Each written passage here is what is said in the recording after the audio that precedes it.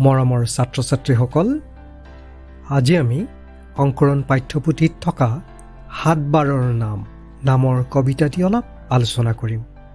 সুন্দৰ এটি কবিতা হয়, যাৰ লগতে আমি আলোচনা কৰিম যে কিছুমান বাৰক আন এটা নামেৰেও নামকৰণ কৰা হৈছে।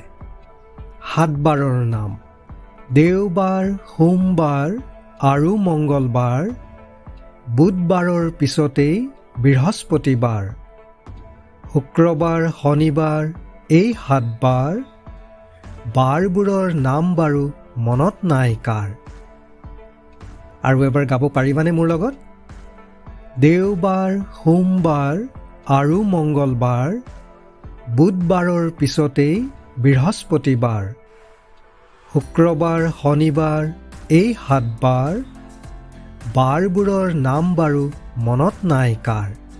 তোমালোকৰ নিশ্চয় মনত আছে, দেওবাৰক ৰবিবাৰ বুলিও কোৱা হয়, যেনেকৈ মঙলবাৰক মঙ্গলবাৰ বুলিও কোৱা হয়, বৃহস্পতিবাৰক গুৰুবাৰো বুলি কোৱা হয়, শুক্ৰবাৰক শুকুৰবাৰ বুলিও কোৱা হয়।